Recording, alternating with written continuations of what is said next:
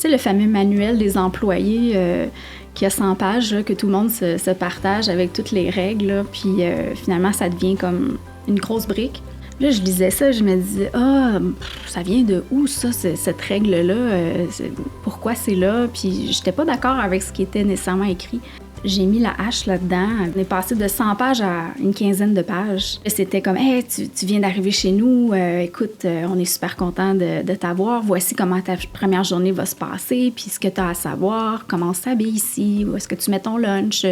Des petites choses, mais ça fait moins peur en arrivant, puis c'était plus en harmonie avec notre nouvelle façon de faire. Bienvenue à Meilleur humain, meilleur monde, rencontre avec des entrepreneurs visionnaires du Québec. Aujourd'hui, on est dans notre studio de Granby. On a la chance d'avoir avec nous Anne-Catherine Ménard. Si vous aimez ce que vous voyez aujourd'hui, on vous invite à laisser un petit pouce en l'air sur la vidéo. Et d'un bain mêlant, pourquoi pas aller vous abonner à notre chaîne YouTube du même nom, Meilleur humain, meilleur monde, sur laquelle on dépose à chaque semaine des entrevues avec des entrepreneurs toutes plus inspirants les uns que les autres. Et on est disponible, évidemment, sur toutes les plateformes également. Anne-Catherine, merci beaucoup d'avoir fait un petit espace pour nous dans ton agenda qui est, je peux l'imaginer, extrêmement bien booké de A à Z du matin jusqu'au soir. Bien, merci de votre invitation puis de votre intérêt. C'est un plaisir pour moi d'être ici. Je suis accompagné également par mon associé Julien Gauthier. Julien et moi, mon nom c'est Tristan Laliberté, on est tous les deux du cabinet de services financiers Diversico. Et tout particulièrement ici, on tente de faire rayonner les histoires inspirantes d'entrepreneurs de la Granby, la grande région de la Haute-Yamaska. Yes! Bonjour à tous, puis bonjour Anne-Catherine, merci d'être ici avec nous aujourd'hui. Bonjour! Anne-Catherine, on va faire un peu ta bio. Tu as vraiment une bio intéressante et inspirante. Je ne vais pas toute la lire parce que sinon, on passerait presque la moitié de l'entrevue dessus. Tu es vraiment impliquée dans plein de choses. Anne-Catherine, tu as étudié d'abord au HEC à Montréal. Tu as occupé des postes marketing, notamment à la Société des alcools du Québec, au sein d'une agence de représentation de vins et spiritueux, à titre de chef de marque pour la société Marnier L'Apostole. Tes emplois, tu dis que ça t'a permis d'acquérir de l'expérience pertinente afin d'éventuellement joindre l'entreprise familiale. En 2007, tu as joint l'entreprise familiale qui a été fondée par ton père. Et puis en 2020, tu es devenue coprésidente avec ton associé Frédéric. Puis en fait, vous êtes 4 co-actionnaires dans cette entreprise-là. Ta sœur, ton frère, toi et Frédéric, là, que je présume C'est ça, oui. est la personne clé qui n'était pas dans la famille en tant que telle. Tu es impliqué dans le groupe Relève HEC, impliqué dans le groupement des chefs, aujourd'hui en fait entre chefs PME depuis 2007, la Maison des leaders, le Young President Organization, et j'en passe. Quelques petits mots sur Top Ring pour ceux qui ne connaissent pas. En fait, Top Ring, c'est tout juste ici à côté. Fait que tu nous disais d'ailleurs à coulisses que des fois, les gens ont l'impression que c'est américain. Ça ne l'est pas du tout. C'est régional ici à Granby depuis le tout début. En opération depuis 1979. 70 employés. Vous distribuez au-delà de 10 000 produits. Et vous êtes dans le domaine, en fait, des produits d'air comprimé. Les besoins des secteurs manufacturiers, automobiles, construction, à travers le Canada. C'est bien ça. C'est oui, bien ça. C'est ça. Super. Anne-Catherine, la première question qu'on a envie de te poser, tout autour de la relève, parce que visiblement, tu es impliqué là-dedans. Vous avez aussi une formule de gouvernance intéressante. 4 personnes, coprésident, 2 personnes. Parle-nous un peu de comment la relève s'est initiée, comment toi, tu t'es intéressé d'abord à l'entreprise familiale. Bien, d'abord, c'est ça, c'est une entreprise, en fait, de 3e génération, parce qu'il y avait mon grand-père aussi qui était là avant, mais Top Ring, en tant que tel, ça a été plus mon père qui a fondé celle-là, mais on avait une autre entreprise avant qui était dans la distribution industrielle. Donc, c'est vraiment quand même 3e génération. Et puis moi, j'avais pas l'intention nécessairement de prendre la relève au début. C'était pas un tracé clair pour moi. Mais j'avais de l'intérêt pour tout ce qui était administration, marketing, les affaires. Ça me motivait. Donc, c'est pour ça que j'ai poursuivi mes études là-dedans. Et puis, après, j'ai travaillé ailleurs, comme vous avez pu le mentionner. parce que j'avais envie d'aller chercher de l'expérience puis de prouver que j'étais capable de me décrocher mon emploi puis pas nécessairement aller dans la voie d'aller dans l'entreprise familiale. Mais après quelques années, mon père nous a impliqués dans le comité consultatif dans l'entreprise. Donc, même si on ne travaillait pas, mon frère et moi, on assistait à ces rencontres-là, puis on voyait un peu qu'est-ce qui se passait, puis les défis qu'il y avait. Puis, un jour, je me suis dit, je pense que je pourrais aider. Il y a des choses que je pourrais réaliser. Donc, j'ai joint l'entreprise en 2007. Puis j'ai occupé plusieurs postes dans l'entreprise. J'ai appris les produits, les clients, toute la business, la gestion. J'avais pas été gestionnaire encore. Puis assez rapidement, mon père a proposé qu'on s'associe avec Frédéric, qui travaillait chez nous aussi, avec mon frère et ma sœur, puis qu'on reprenne la relève. Mais c'était un projet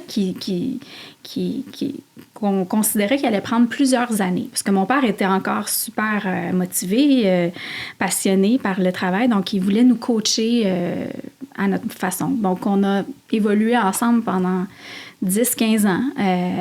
Puis pendant ce temps-là, j'ai fait partie de clubs de relève d'entreprise avec le Entre-Chefs. On était environ 8 jeunes qui allaient prendre la relève. Donc, on se voyait presque à tous les mois, puis on échangeait sur nos défis, qu'est-ce qui se passait. Donc, ça m'a aidé à prendre du galon. Puis, on a décidé de s'associer les 4. Puis après, ça a été la gouvernance. Qu'est-ce qu'on fait? Comment on fait ça, la gouvernance? Qui va prendre la relève? Puis on a suggéré un programme, un modèle de coprésidence qui est pas nécessairement fréquent. On en voit de plus en plus, mais à l'époque, j'en voyais moins. Mais moi, c'est quelque chose qui me plaisait de dire... J'ai envie de diriger l'entreprise, mais j'ai envie de le faire en équipe. Donc, c'est vraiment l'esprit d'équipe. Fait que c'est comme ça qu'on a bâti notre modèle. Puis, pour être chacun dans nos forces, mais en même temps, de se challenger, d'aller chercher les meilleures idées, puis de ne pas avoir toute la pression sur ses épaules. Mm-hmm. Sache que c'est notre 24e entrevue là, dans le podcast Meilleur humain et Meilleur monde. Oui. On a rencontré, c'est soit 4 ou 5, ma mémoire pourrait faire défaut, qui est en coprésidence. De modèle coprésidence. Ouais. Fait que c'est vraiment quelque chose que visiblement on voit de plus en plus. Oui. Ça s'organise, hein, puis il y a des bonnes pratiques aussi. Moi, j'avais rencontré le groupe Germain, qui était les hôtels Germain, ouais. Il y avait un modèle de coprésidence. J'avais rencontré leurs enfants, donc Marie-Pierre et Hugo Germain, pour avoir un peu plus d'informations sur comment ça se passait, c'était quoi les bonnes pratiques. Puis c'est pas nécessairement pour tout le monde, ce modèle-là, mais quand ça fonctionne bien, c'est vraiment souhaitable, selon moi. Puis quand une relève arrive, dans le fond, c'est quand même la fin d'une époque, le début d'une autre époque, puis en même temps, il y a de la continuité là-dedans. Ouais. Est-ce que toi, tu avais des visions particulières pour l'entreprise? Je te dirais que dès mon arrivée, j'ai commencé à mettre mes couleurs, puis pas juste moi, tout le monde y a mis la main, mais je me suis pas empêchée de mettre des choses en place en attendant que je prenne la relève. Là. Tranquillement, pour moi, tout l'aspect humain, bonheur au travail, c'était important. Tout l'aspect communication aussi. J'ai mis en place un journal des employés à l'époque que je faisais pour parler des bons coups, qu'est-ce qui se passait, tout ça. Donc, rapidement, on a commencé à mettre en place des choses, puis ça a juste fait comme boule de neige. Là. Fait que... Puis, on s'est rencontrés à un 5 à 7 à l'automne dernier, puis on allé découvrir ton entreprise, puis ce que j'ai remarqué, c'est que plusieurs entreprises le font maintenant, mais vous, c'était directement à l'entrée de jeu, on voyait toutes les valeurs de l'entreprise, à quel point que c'était important pour vous. Puis ce que vous m'avez dit, ce qu'on a discuté tout à l'heure, c'est que vous avez, à vous et votre équipe, inclus les employés directement à développer ces valeurs-là. Puis ça, si tu peux nous en parler un petit peu, c'est assez unique aussi. Je pense que c'est ta couleur, ça. Ben, en fait, on a toujours eu des valeurs, là. Puis je dois aussi ajouter que l'entreprise, quand même, elle date de 1979, donc elle était quand même assez jeune dans son processus, hein, tu sais, parce qu'il y a plusieurs phases dans l'entreprise. Plus tu grandis, plus tu mets en place des choses. Puis donc, on avait beaucoup de marge de manœuvre pour changer les choses puis améliorer dans tous les secteurs. Fait que ça, c'est la première chose. Mais oui, quand on a passé à travers la pandémie, on est devenu coprésident juste avant la pandémie, Frédéric et moi. Okay. Puis on le savait qu'on avait des valeurs profondes chez Topring, mais on voulait prendre le temps de bien les définir. Puis on s'est dit, on va se faire accompagner. Donc on a pris une firme qui s'appelle Bang Marketing, qui nous ont accompagnés pour faire des focus groups. Puis avec les employés. Puis au début, ils disent, bon, on va en faire juste quelques-uns. Puis nous, on a dit non, on veut que tout le monde participe. Ce sera plus long, mais on veut que tout le monde témoigne de son expérience au quotidien, qu'est-ce qu'il vit chez Topring. Donc, ça a été vraiment super riche parce qu'on a recueilli plein d'éléments. Puis, on a défini 2 valeurs à la fin. C'est progresser ensemble et s'investir avec passion. Puis, ces valeurs-là, on les vit à l'interne, mais on les vit aussi du niveau de nos clients. Donc, on a pris le temps de bien les définir, qu'est-ce que ça voulait dire, autant à l'interne qu'à l'externe. Puis c'est facile, t'en as juste 2 à retenir, tu sais. Fait que... Puis non, on le rappelle souvent, on en reparle, on se fait des T-shirts avec nos valeurs. Fait que c'est quelque chose qui est vivant. C'est pas juste quelque chose qui est affiché sur un mur à lire, mais c'est quelque chose qu'on vit dans le quotidien. Je veux revenir un peu sur la question de la coprésidence. Oui. Visiblement, depuis le début de l'entrevue, puis avec notre petit café en coulisses avant, moi, je ressens que tu es quelqu'un de communication, de marketing et très humaine. Oui. C'est dans la première chose qu'on nous a dit, moi, j'ai voulu amener ma couleur, puis le journal sur les bons coups, puis tout ça. Frédéric, qu'est-ce que c'est ces grandes forces, lui, qui vous complètent finalement, qui fait que vous complétez les 2? Bien, Frédéric, qui est très humain aussi. Puis on a beaucoup d'affinités ensemble, mais lui, il a vraiment un background. Il est comptable de formation, donc background de finance, opération, TI. Donc, il est plus dans ces processus-là. Mais on passe beaucoup de temps ensemble. En fait, on échange sur tout. On se consulte sur n'importe quel sujet. C'est pas juste, toi, tu fais tes choses, puis moi, je fais les miennes. Là. Donc, il y a beaucoup de communication.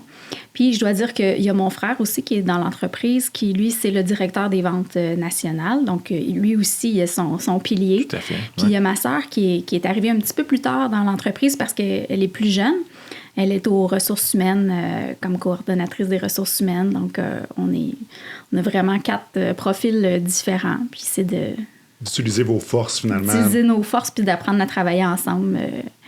Mais c'est super enrichissant d'avoir différentes visions. Ça fait avancer. On n'est pas toujours d'accord, mais ça se passe toujours dans le respect tout de même. Puis, si on n'est pas d'accord, il faut juste trouver des meilleurs arguments pour se convaincre.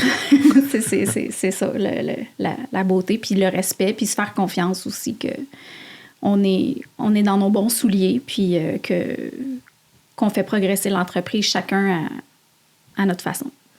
Puis dès le début, c'était identifié que Frédéric ferait partie du mix. Donc, si je comprends bien, Frédéric travaillait déjà avec ton père depuis un bon moment. Bien, pas depuis un bon moment. Il est arrivé, je sais pas, peut-être en 2005, là, à peu près, peut-être quelques années avant moi. On a presque le même âge, Frédéric. Puis, mais c'est ça.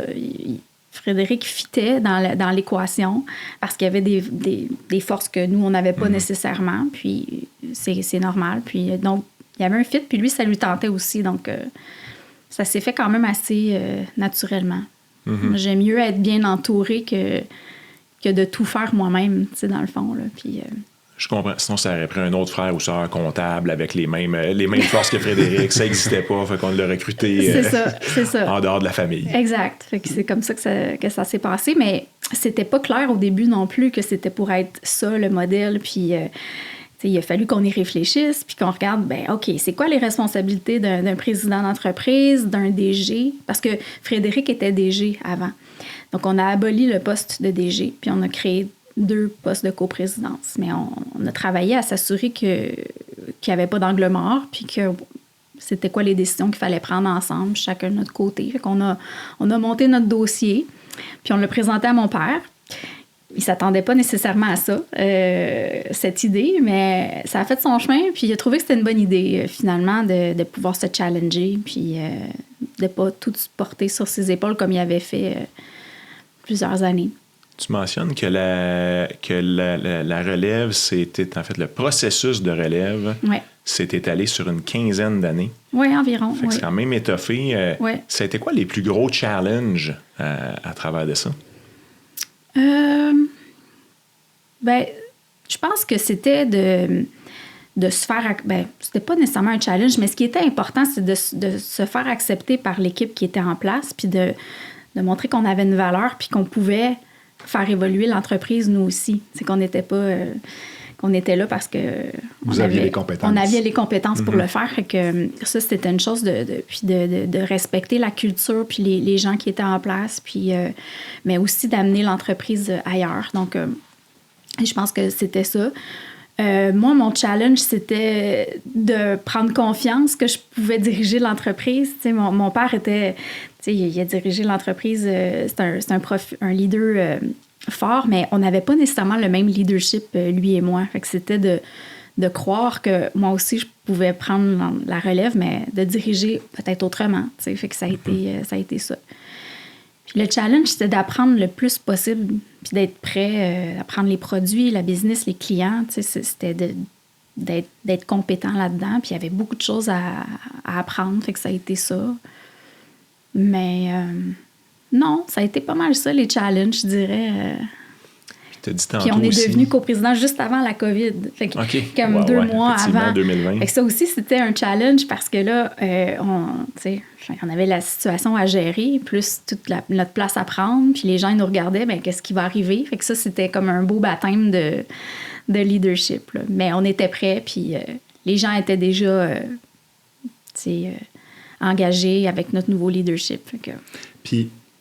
au niveau de les actionnaires, en fait, le challenge, est-ce qu'il y a des challenges que vous pouvez avoir en étant coprésident au quotidien? Y a-t-il des challenges que vous rencontrez au niveau des décisions? Oui, il faut que les décisions soient prises puis unanimement, j'imagine. Donc, qu'est-ce que vous faites à ce moment-là pour trouver des solutions? Donc, on a défini les questions qui doivent être unanimes ou à majorité. Ça, on a déjà notre plan de match, donc on le sait comment décider. Puis, on a un processus que si jamais on s'entendait vraiment pas, il y aurait une personne qui pourrait venir trancher. Là. Mais, vers où je m'en allais? C'est sûr que des fois, on est des personnalités quand même différentes. Donc, ça peut arriver qu'on s'entende pas. Des fois, c'est pas des grosses affaires, là, mais moi, ce que j'ai appris, c'est que c'est important d'en parler régulièrement, puis de se faire accompagner. Donc, on a accès à des coachs, des consultants qui viennent nous aider à se dire les vraies affaires. Oui, puis ça ferait une belle ouverture d'esprit parce que je pense que la clé, c'est la communication. Hein? On le dit, puis on le dit encore... toujours, c'est la communication, mais ça prend du courage pour communiquer ce qu'on a à dire. Puis de se faire accompagner aussi, ça prend beaucoup d'ouverture d'esprit, ça prend de l'humilité. Puis c'est peut-être sans doute pour ça que vous réussissez à si bien coprésider tout le monde ensemble. C'est important, on veut que ça fonctionne, puis il faut se donner des outils pour le faire. On veut s'améliorer, puis c'est... Il faut être humble, puis on a tous des choses à changer puis à améliorer, mais si on veut que ça fonctionne à long terme, il faut se donner ces outils-là, effectivement. Tu as mentionné que ton père voulait aussi participer à tout ça, vous coacher là-dedans. C'est quoi les bons coachings que ton père t'a laissé à toi particulièrement? Qu'est-ce que tu retiens de ça? Là? C'est vraiment la... Ben moi, mes plus beaux souvenirs avec lui, c'était de faire des voyages à l'international parce qu'on achète des produits un peu partout dans le monde. Donc, j'ai fait des voyages en Asie, en Europe avec lui. Il m'a montré comment aller chercher les produits, les relations avec des partenaires internationaux. Fait que ça, j'ai appris vraiment beaucoup. Puis, tu sais, c'est ça, mais il a beaucoup coaché mon frère au niveau des ventes. Il a coaché Frédéric au niveau de toute la gestion, l'administration. Fait que, tu sais, il a été super généreux de tout ce qu'il a pu nous enseigner, mais il nous l'enseignait chacun de notre côté, là. Fait que moi, c'était plus marketing produit, puis mon frère vente. Fait que, tu sais, c'est ça, il s'est beaucoup impliqué, puis ben, il s'implique encore parce que malgré tout, il y a toujours la flamme.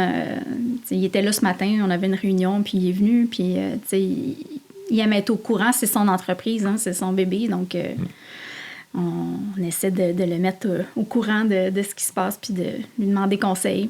Ça devait être des grosses chaussures à chausser, parce que ça a pris 4 personnes pour le remplacer, pareil. Exact. Quand même. Ben oui, puis c'est ça. Puis plus les entreprises grandissent, ben je trouve que ça fait plus de sens aussi, tu sais. Pourquoi pas? Est-ce qu'il y a encore de la croissance dans cette entreprise-là? Avez-vous encore des visions de développement? Où est-ce que vous la voyez, cette entreprise-là, dans 5-10 ans?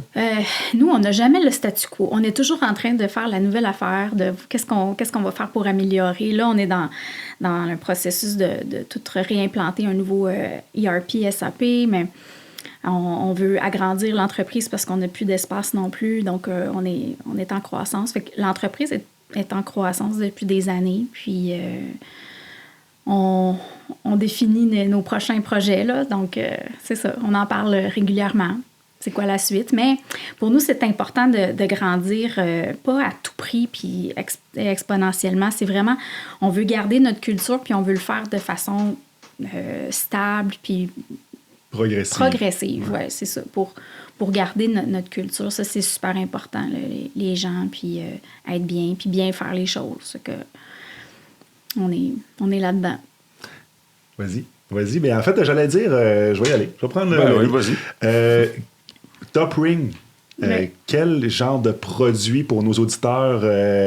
Dans quelle niche vous êtes exactement? Puis, est-ce que vous semblez avoir des clients internationaux? Donc, est-ce que tu peux développer un petit peu là, à ce niveau-là? Ben, en fait, la pneumatique, c'est de l'énergie, comme de l'électricité ou de l'hydraulique, mais c'est fait à base d'air, en fait, là. Donc, c'est tout les compresseurs d'air vont prendre l'air ambiant, ils vont comprimer cet air-là, puis lorsque c'est relâché, bien, ça crée une énergie. Donc, l'air passe à travers des tuyaux qui vont dans les usines, dans les garages. Puis ça active des équipements pneumatiques, des outils à air, des machines. Donc, on en retrouve dans toutes les industries presque manufacturières, dans l'automatisation, les chaînes de montage. Donc, c'est vraiment vaste. Puis, dans le domaine de la construction aussi, utilise. Puis, c'est ça, l'automobile, toute la réparation dans les garages, leurs outils fonctionnent à l'air. Donc, et puis c'est ça. Donc, en fait, l'idée est venue dans les années 70-80. Il n'y avait pas beaucoup d'offres pour des produits d'air comprimé au Québec.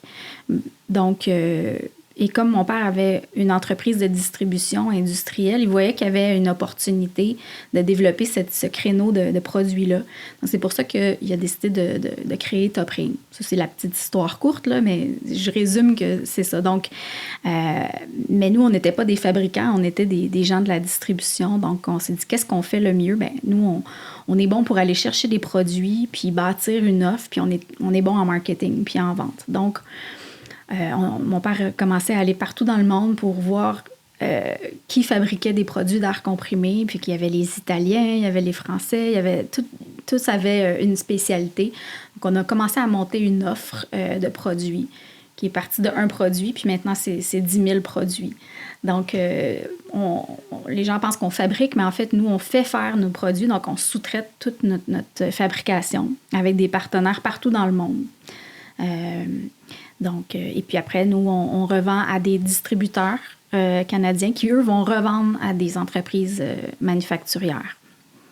C'est un petit peu ça, Puis qu'est-ce qui vous démarque, selon toi, de la compétition? J'imagine que, comme dans toute industrie, il y a de la compétition. Qu'est-ce qui vous démarque, Top Ring, des autres? Oui, bien, on se bat contre des fois des multinationales, des grandes entreprises mondiales qui peuvent être spécialisées juste dans un créneau de produits. Donc, mais nous, notre spécialité, c'est qu'on offre vraiment la gamme élargie de tout ce qu'un réseau peut contenir. Donc, nos distributeurs, ils peuvent acheter tout chez nous. Un clé en main. Ben oui, c'est un clé en main. Donc, puis en ayant en ayant une offre large, ben, on est devenu bon dans toutes les catégories de produits, puis on comprend les interconnexions. Donc, on est bon pour conseiller les clients. Puis, on est quand même une grosse équipe marketing chez Topring, fait qu'on aime bien vulgariser l'information pour que ça soit facile. Fait que ça, c'est notre dada, faire un catalogue avec les produits illustrés qui explique comment ça fonctionne. Un site web quand même assez innovant là, pour comparer des produits. Puis, donc, c'est notre modèle qu'on a fait. Good. Tu parles de 40. J'ai lu ça dans ta bio tantôt, sans le lire à l'écran, mais que tu as fait 40 missions commerciales à l'international. Ouais. Qu'est-ce que c'est, ces missions commerciales-là? Bien, en fait, c'est ça, c'est d'aller rencontrer nos partenaires, aller chercher des nouveaux produits, des innovations, aller visiter les usines où ils fabriquent nos produits.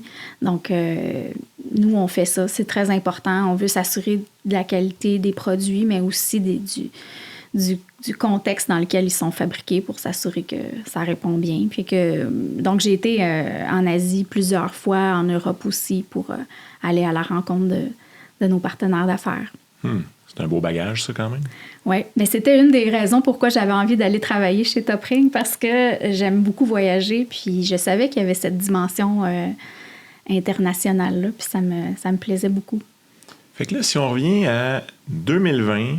Tu es nommée coprésidente. Fait que si je comprends bien, c'est un peu la fin du processus de relève. Oui.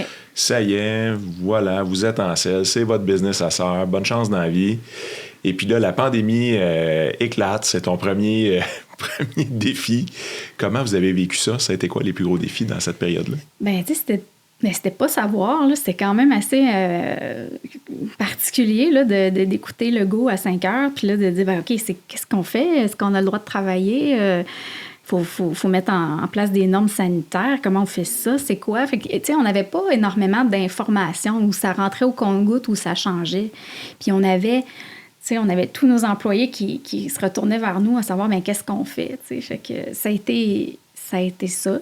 Puis après, moi, j'ai trouvé que c'était une opportunité extraordinaire pour changer les choses. Parce que là, tu sais, il n'y avait plus de choses, tout n'était plus comme avant. Donc, on a mis en place plein de nouvelles choses, comme on ne pouvait plus avoir accès à nos clients. Donc, on s'est mis à faire des formations en ligne puis des webinaires qu'on n'avait jamais fait. Mais là, on a fait ça en le temps de le dire pour pouvoir continuer à être en contact avec nos clients. Mais tout le télétravail aussi, on n'en avait jamais fait. Mais, par chance, peut-être 6 mois avant la COVID, on était passé avec Microsoft 360, puis on avait tout Teams, tout le monde avait son laptop, on avait un SharePoint, toute la suite. Fait qu'on était prêts sans savoir qu'on en aurait besoin. Fait que du jour au lendemain, on était capable de continuer à opérer. Puis comme nos produits étaient dans des productions pour des produits essentiels, bien, on a continué nos opérations. Fait que ça a été... Moi, j'ai aimé ça. C'est sûr que ça n'a pas été toujours facile, mais j'ai aimé l'opportunité de changer les choses. Ça a été le fun. Ce qui me fascine, puis à toutes les fois qu'on rencontre des entrepreneurs à succès, c'est de voir leur créativité quand il arrive un défi important dans leur organisation. Puis c'est de voir comment ils font pour améliorer les choses, ils trouvent des solutions. Ils sont en mode solution et non en mode qu'est-ce qui se passe, qu'est-ce qu'on fait, mais je veux dire, ils voient le positif derrière ça. Puis ça me fascine beaucoup. Ça m'inspire énormément. Là. Je ne sais pas si nos auditeurs aussi, mais bref, c'est quelque chose qui est vraiment particulier aux entrepreneurs, je dirais. Bien, tu me fais penser à un challenge, là. Dans le fond, j'aurais dû y penser en premier, mais c'est qu'on était tellement proches, tout le monde. On est comme une atmosphère familiale chez Topring, on passe nos journées ensemble. Puis là, tout d'un coup, bien, on était tous à la maison. Fait que comment on pouvait conserver cet esprit d'équipe-là, même à distance? Là? Moi, ça me faisait peur parce que je me disais, c'est notre force. C'est notre force d'être soudés, puis de collaborer, puis de s'informer. Fait que comment on va garder ça, cette chose-là? Donc, Là, il fallait être créatif pour... Fait que, tu sais, à un moment donné, on a donné il y avait une crèmerie à Granby, puis on avait donné la liste de tous nos employés. Puis là, ils pouvaient aller se chercher une crème glacée, puis la manger dans le stationnement, tous ensemble, avec un point de rencontre. Fait qu'on trouvait des choses, on faisait livrer de la bouffe, puis on mangeait en Teams. Tu sais, on a trouvé plein de façons. Fait que c'était juste, fallait faire les choses différemment, mais c'était possible. Puis on a juste fait plus. Puis il y a des choses qui sont restées qu'on garde encore aujourd'hui. Tu as mentionné aussi en arrivant que la culture, c'est quelque chose que toi, tu voulais amener beaucoup. Là, ça faisait partie de la couleur que tu voulais amener dans l'entreprise. Tu parles beaucoup de culture innovante. Parle-nous de c'est quoi la culture chez Topring?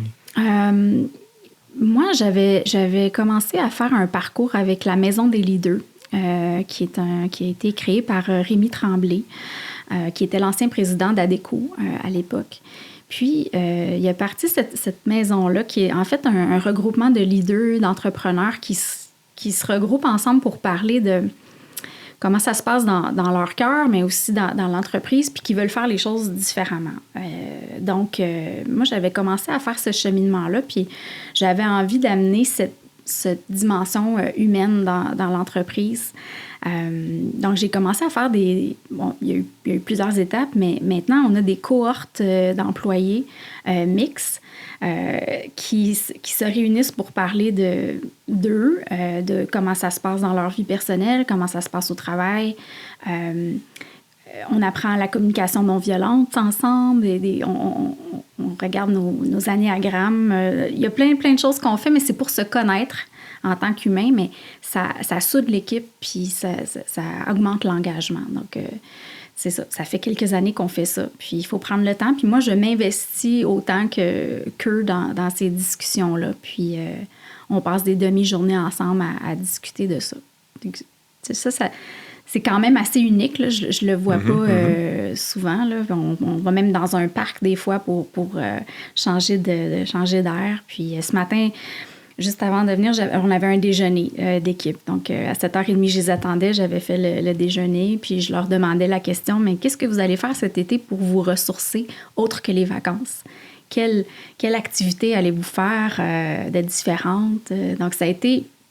Quelqu'un pourrait dire, ben c'est pas très productif de faire ça, mais non, c'est important d'être connecté avec ses collègues puis prendre le temps de parler de ça. Parce des fois, on est stressé, on a du stress dans nos vies, dans notre travail, mais je pense que c'est important de prendre le temps puis de se parler de ces choses-là. Après ça, on a comme plus d'énergie pour affronter le reste. Mais pour prendre le temps, faut être organisé, faut être à notre affaire. En tant qu'entrepreneur, des fois, on se dit on n'a pas le temps pour faire ci, pas le temps pour faire ça.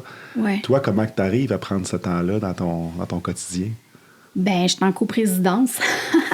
non, mais en fait, là, regarde, je suis ici, je suis en train de faire ça, puis j'ai la confiance que Frédéric est en train de travailler sur le ERP, puis que mon frère Alexandre fait des ventes, puis que ma sœur, elle s'occupe des employés qui viennent d'arriver. Fait qu'en étant une équipe, on se dégage du temps pour être dans nos forces. Ce serait ma réponse facile. Puis je pense il y a une volonté de le prendre le temps aussi. Puis je pense que ça, Frédéric et moi, mais même mon frère, ma sœur aussi, on partage ça. C'est important. On l'a compris. Tout à fait, ça se voit. Puis, qu'est-ce que tu vas faire cet été pour...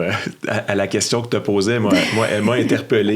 Mis à part tes vacances, tu vas faire quoi cet été? Je disais que je m'étais acheté un petit scooter. Là, fait que j'allais faire du scooter cet été avec un sentiment de liberté. Mais non, tu sais, j'ai des vacances de prévues. Je me suis réinscrite au gym parce qu'il faut que je mette du temps pour ça aussi. Donc, c'est ça.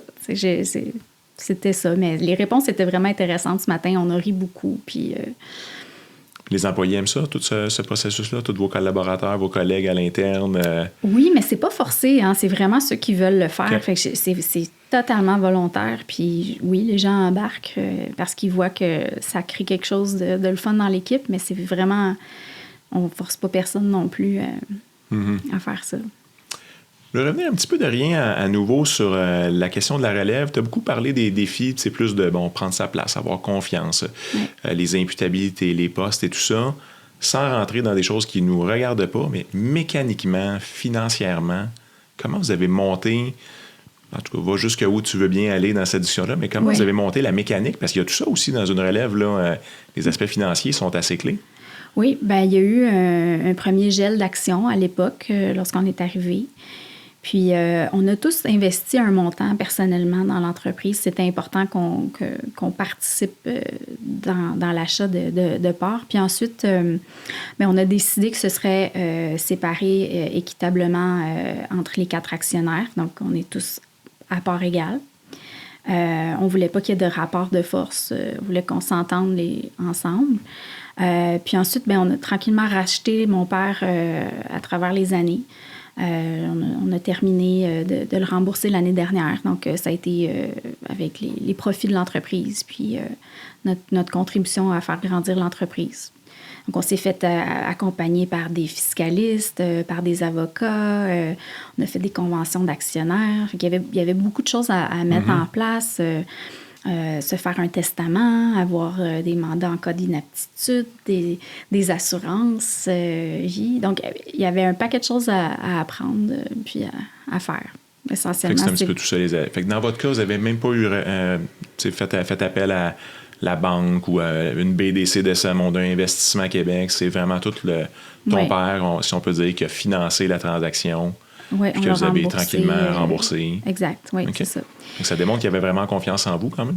Ben oui, je pense que oui. Mais on a eu recours à plein de gens pour nous aider, plein d'experts. Donc, oui, la BDC, on a travaillé avec eux, mais c'était plus pour revoir notre modèle d'affaires, plus dans les mandats de consultation, mais pas en financement. Mais on a eu recours à plein de coachs puis d'experts qui sont venus nous supporter dans ça. Puis moi, ce qui m'a supporté énormément, c'était le Entre-Chefs PME, le groupe de relève, parce qu'on était tous en train de vivre la même chose, puis on pouvait se coacher, se donner des conseils. Comment ça se passe chez vous? Ah oui, tu as fait ça. Ah, ben moi aussi, il faudrait que je fasse ça. Donc, ça a été extraordinaire pour moi. Puis la richesse du réseau aussi, de connaître d'autres entrepreneurs, c'est merveilleux. Mm-hmm. La plupart des idées que j'amène dans l'entreprise, je les ai comme entendues ailleurs, puis me dis, comment je pourrais, moi, l'appliquer, comment je pourrais faire ça. C'est ça, fait que c'est en étant en contact avec plein de gens d'affaires que tu peux innover. Puis maintenant, je fais partie d'un autre réseau, puis là, c'est d'autres nouvelles personnes, puis c'est juste magnifique, c'est wow, là, de connaître des gens. Tu sais jamais qui tu peux appeler et qui va pouvoir t'aider, mais tu peux compter sur des gens allumés qui ont des idées puis des ressources. Puis tu donnes des conférences sur les relèves familiales. Si on peut voler un petit bout de ces conférences-là, c'est les 2-3 moments chauds dans tes conférences, c'est de quoi que tu parles qui fait une différence chez les gens qui t'écoutent? Ben oui, ça me passionne beaucoup, le reprenariat. Pour moi, c'est comme avoir fait un doctorat en relève. Là. On a passé par plein d'étapes, puis il n'y a pas une histoire pareille non plus. T'sais, nous, c'est notre histoire, puis je peux juste inspirer d'autres, puis leur dire qu'est-ce qui a bien été ou moins bien été. C'est tout ce que je peux faire, parce qu'il n'y a pas de recette magique, puis c'est des humains, c'est ça. Donc, je sais pas, je pense que je leur dis d'amener leur couleur, de pas avoir peur, qui sont peut-être pas le même leader que le cédant, mais qui ont autant de valeur, puis qui peuvent faire une différence. Puis c'est un privilège d'avoir une entreprise, puis d'accompagner ses employés dans la croissance, puis autant de l'entreprise, mais d'eux. Donc, tu sais, faut bien le faire. Puis je leur dis de s'associer à des réseaux pour connaître plein d'entrepreneurs, de ne pas rester seul là-dedans, de se faire aider. C'est ça, je leur raconte mes secrets. Puis je suis toujours disponible pour en parler, parce que c'est en parlant, là, c'est pas quelque chose qui se fait vite, là, ça peut se faire sur plusieurs années. Fait que c'est juste comme d'en reparler, puis de cheminer. Puis des fois, tu avances un pas, tu recules de 3, puis c'est c'est ça. Puis après, ben, quand tu prends la relève, il faut presque que tu commences à penser à ta relève à toi. Ben là. oui, exact. C'est cyclique, hein? Ça finit jamais. Il y a toujours une prochaine étape. Fait que je trouve ça passionnant. Est-ce que déjà tu as commencé à réfléchir, justement, ou les 4? Est-ce que vous êtes quand même assez jeunes, toute la gang, là, mais Ouais. est-ce qu'il y a déjà une réflexion d'initier pour la prochaine étape? Pas en profondeur. Tranquillement, on en parle un petit peu parce qu'on a tous à peu près les mêmes âges. Donc, on se demande, bon, comment on va faire ça. Les enfants, moi, j'ai pas d'enfants, mais mon frère, ma sœur et Frédéric en ont. Donc, il y a un total de pas mal de garçons. Mais il y en a des plus jeunes, il y en a des plus vieux. Donc, je sais pas s'ils auront un intérêt ou si ce sera un autre contexte. Je le sais pas. On est encore dans les premiers échanges par rapport à ça. Mm-hmm. Puis Anne-Catherine, mais là, on vient de prendre la relève. Fait qu'on Ouais, on a, c'est- encore, Ouais, ça, c'est encore on récent, a du là. fun C'est encore- à développer, mais c'est vrai qu'il va falloir y penser aussi. on apprend à le découvrir tout comme nos auditeurs. Puis j'aimerais que tu nous dises, parce que on te voit, tu es très humble, mais selon toi, tes 3 plus grandes forces en tant qu'entrepreneur qui font en sorte que tu es rendu où ce que tu es aujourd'hui, ça serait quoi selon toi? Ben, je vais dire ce qu'on me dit. On me dit que je suis courageuse. Ça, c'est... Donc, des fois, je suis capable d'aborder des choses difficiles, puis de passer à travers. L'autre chose, l'harmonie, c'est important pour moi. Donc,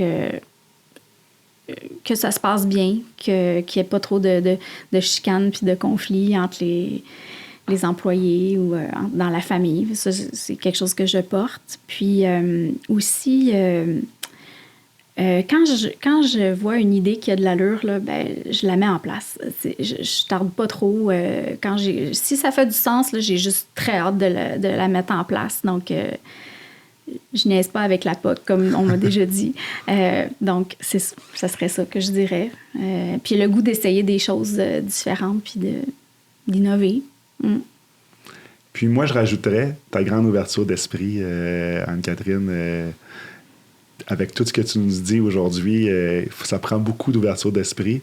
Puis c'est ce qui fait aussi qu'on découvre des nouvelles façons de procéder, qu'on découvre le monde, qu'on découvre d'autres entrepreneurs avec leurs forces, leurs défis.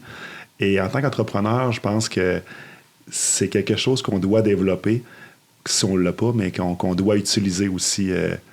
Oui, la curiosité. La curiosité, ça, exact. c'est super important, la curiosité. Des fois, je me fais dire, t'es donc bien curieuse. Tu sais, ah oui, c'est vrai, je m'excuse, tout m'intéresse, mais j'ai comme... c'est ça, la curiosité amène ça aussi. Un article qui a paru là, par rapport à Topring, je ne sais pas si c'est toi qui es derrière cet article-là ou non, mais il y a vraiment quelque chose autour de la qualité de vie, travail, famille, conciliation, travail-famille qui est chez vous. Évidemment, ton frère et ta sœur, Frédéric, ont dû marteler pour l'avoir pour eux-mêmes, mais c'est quoi chez vous là, de la conciliation travail-famille? Bien, tu sais, on partait avant la COVID, on n'en avait pas. Il n'y avait pas aucune flexibilité. On commençait à travailler à 8 heures, puis à 5 heures, on terminait. Et c'était ça. Mais là, quand la pandémie est arrivée, bien, on s'est dit, bon, c'est jusqu'où on est prêt à aller dans notre flexibilité avec les gens, parce que clairement, c'est là pour rester. On a commencé à travailler à la maison. Les gens, ils prennent goût. On a des jeunes et moins jeunes, mais qui veulent accorder plus de temps à leur famille puis à eux-mêmes. Donc, jusqu'où on est prêt à aller Donc, on a commencé à faire des projets pilotes. Dire, OK, on essaie ça, on voit si ça fonctionne, est-ce qu'on a pensé à tout, puis après ça, on va à l'autre étape. Donc, puis on disait aux gens, OK, on essaie ça. Si ça se passe bien, on va à l'autre étape. Mais tu sais, sans jamais dire, OK, ça va être ça. C'est toujours de tester. Fait qu'on on a mis en place beaucoup de choses, des budgets mieux-être. On fait beaucoup d'activités aussi pour mettre de l'avant le mieux-être. On peut faire venir des nutritionnistes, des gens qui vont venir nous parler de stress. La santé financière, on a des gens de la banque qui viennent nous parler de comment faire un budget.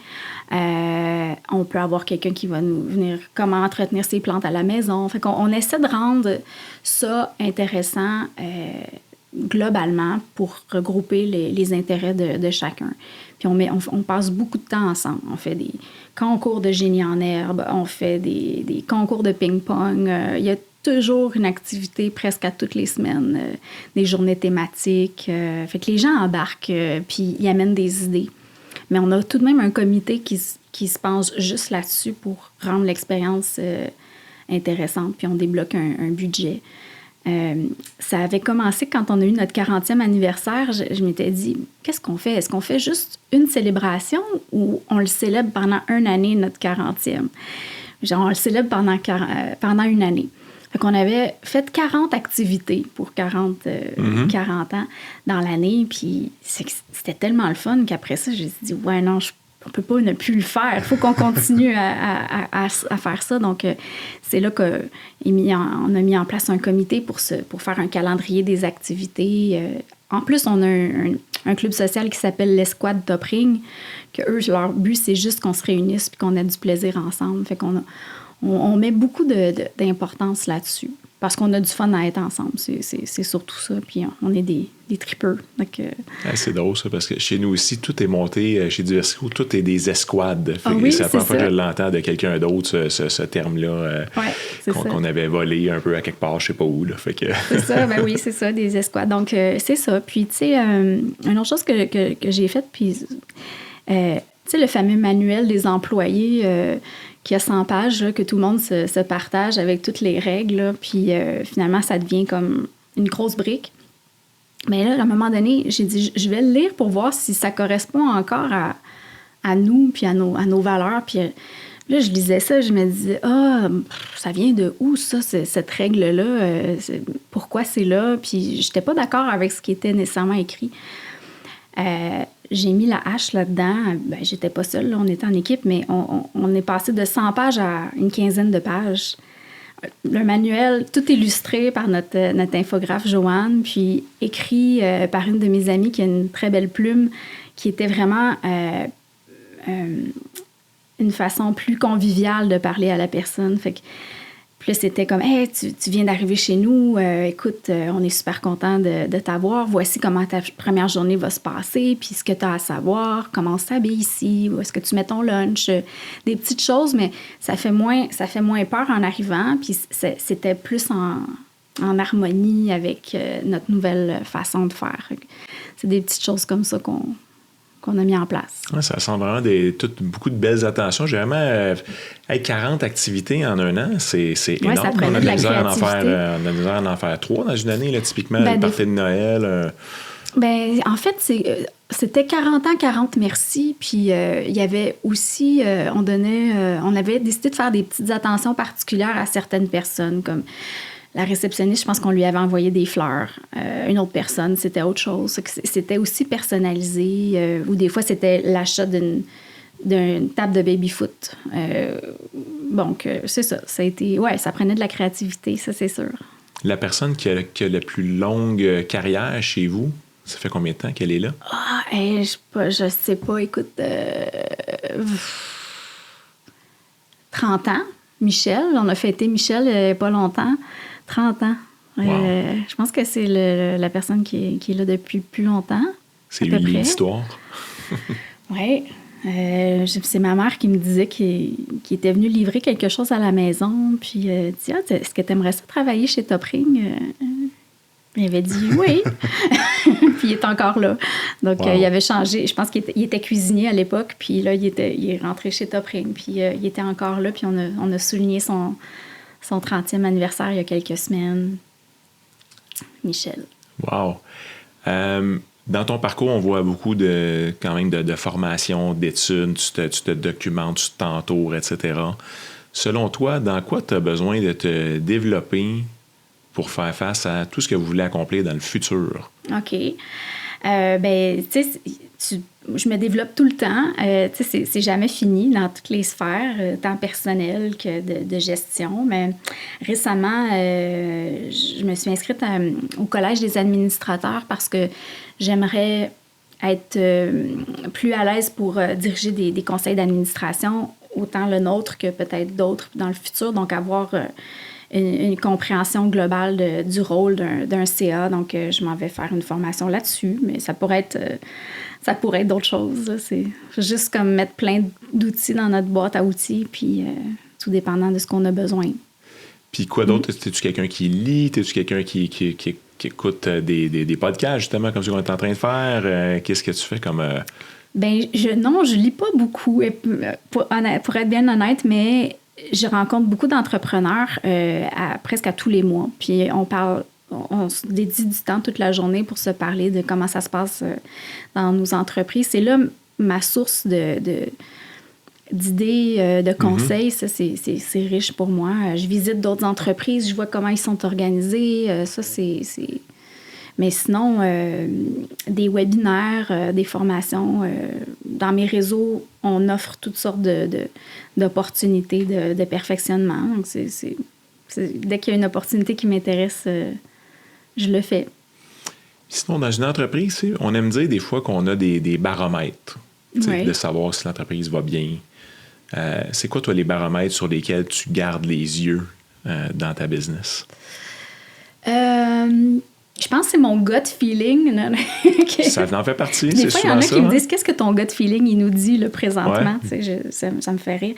Mais je suis sensible à l'état d'esprit des gens. C'est quand je vois qu'ils sont fatigués ou stressés, ou ça, on dirait que je l'absorbe vite. Puis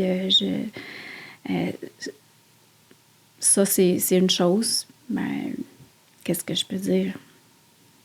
Bien, c'est un bon baromètre. Être attentif à ce qui se passe vraiment, comment les gens se sentent, puis réagir rapidement quand tu vois qu'il y a quelque chose. Mm-hmm. Parler aux gens, savoir comment ça va. Toujours l'humain. Ben oui. Exact, hein? C'est toujours ça. C'est ça, hein, une entreprise. Puis moi, ça me fait triper. Puis c'est ça. J'ai déjà rencontré un entrepreneur qui disait que sans ses employés, elle ne serait pas ce qu'elle est aujourd'hui. Puis c'est pas tous les entrepreneurs, des fois, qui ont cette vision-là. Et ça m'a vraiment surpris. Puis j'ai comme l'impression que, tu sais, toi, c'est vraiment axé sur l'humain également. C'est s'ils vont pas bien, ben hop, peut-être que mon entreprise aussi, là, ce mois-ci, va peut-être moins bien. Fait que j'adore ta vision, Anne-Catherine. C'est vraiment inspirant, ça. Puis il faut qu'il y ait bien à la maison aussi. On a tous nos choses, mais c'est pas juste le travail, des fois, qui nous pèse sur les épaules. Ça peut être un contexte familial. C'est pour ça que c'est important qu'on se parle de ces choses-là aussi. Puis, on a du monde bien intelligent. Je trouve qu'on a une belle équipe. On prend le temps de les choisir, puis on veut que ça fitte avec les valeurs, mais je trouve que les gens sont engagés, sont passionnés, puis ils amènent plein d'idées, puis je trouve ça vraiment le fun. Surtout dans les dernières années, là, j'ai trouvé qu'il y avait plein de nouveaux processus qui se mettaient en place pour optimiser nos façons de faire, des nouveaux logiciels pour travailler puis mieux collaborer. Ça nous a amené à un autre niveau. Là. Puis merci aux employés d'amener des idées. Mm-hmm. Mm-hmm. Vous étiez combien à peu près en 2007 quand tu es rentré dans l'entreprise? As-tu une idée? Écoute, je vais dire un chiffre, là, peut-être une trentaine. OK. C'est une population qui a doublé, là, grosso modo, là, depuis que tu es impliqué dans l'entreprise. Oui, c'est ça. Ouais. OK. Puis disons qu'elle se doublerait, cette population-là, dans le prochain 15 ans. Qu'est-ce qu'il faut amener pour attirer les gens? Qu'est-ce qu'il faut amener pour les conserver? Pour les rendre heureux? Tout ce qu'on fait, offrir des conditions avantageuses, d'avoir un environnement où tu as envie de rentrer le matin puis que tu es bien avec tes collègues. L'environnement où est-ce que tu peux progresser, te développer. Donc, des opportunités de carrière. C'est ça. Je pense que c'est de montrer qu'est-ce qu'on fait aussi, là, de montrer comment ça se passe dans notre entreprise. C'est pas pour tous, mais c'est ceux qui ont envie de cet environnement-là. C'est ce qu'on a à offrir. Je veux faire un dernier petit retour dans le passé aussi. Donc, on revient, parce que est-ce que vous êtes 3 chez vous? 3 frères et sœurs? Oui. C'est 100% de... Tout le monde est dans la relève familiale. Okay. Puis ma mère a été dans l'entreprise longtemps aussi. OK. Ouais. Fait comment ça se passe un souper de famille chez vous? Ben ça, c'est merci à ma mère parce que lorsqu'on est rentré dans l'entreprise, ma mère a dit, là, on parlera pas d'entreprise quand on va être en famille. Puis moi, difficile.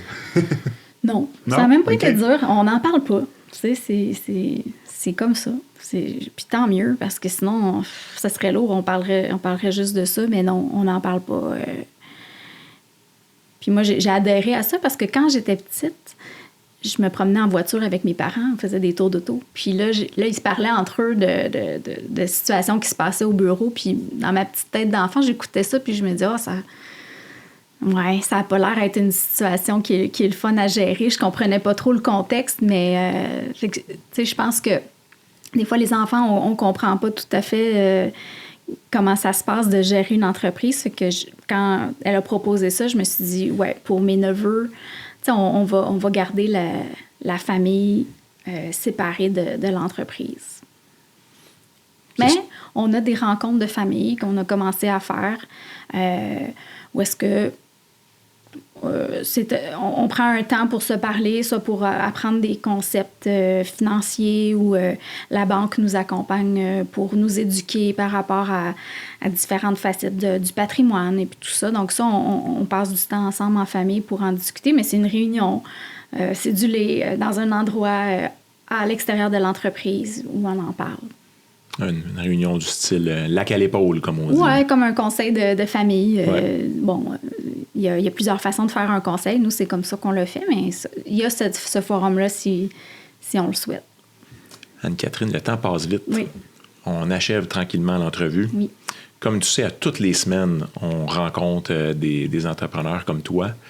Si tu avais une question à nous offrir que tu aimerais qu'on pose à nos prochains invités, une question avec laquelle tu as fait du chemin peut-être dans ta vie ou que tu aimes poser à tes équipes ou dans tes conférences, as-tu une belle question à nous proposer? C'est une bonne question.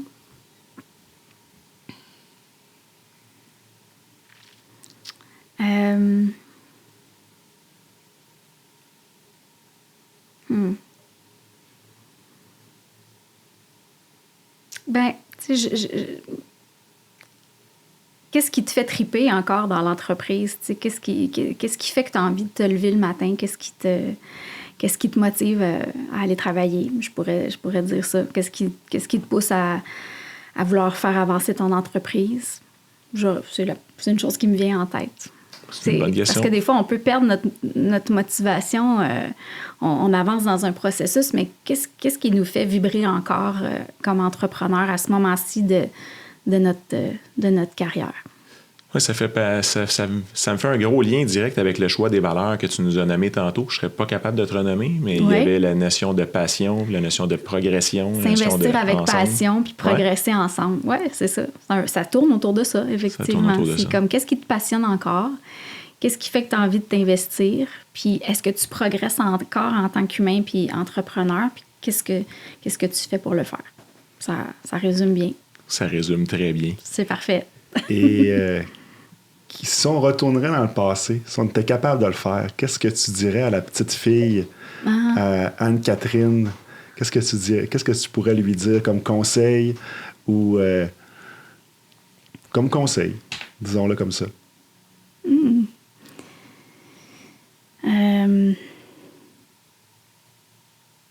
Ben, écoute-toi, fais-toi confiance, puis entoure-toi de plein d'amis qui vont t'aider à progresser. Ça semble un bon conseil. Ça semble un très bon conseil. L'entourage, c'est eux qui t'aident à avancer puis à te conseiller. Puis, Super. Écoute, Anne-Catherine, moi, je retiens plein de trucs de notre entrevue, mais vraiment, ce qui me marque au Faire Chaud, c'est vraiment l'humain, ton approche extrêmement humaine. Ça paraît que c'est ça la couleur que tu amènes à la table. On essaie de faire jaser de d'autres sujets, puis vraiment, c'est toujours l'humain qui est au cœur de la conversation. J'ai vraiment trippé sur l'aspect les 40 choses que vous avez faites là, durant votre 40e anniversaire. Là. Je trouve ça astronomique, puis en même temps, je trouve ça passionné, je trouve ça passionnant.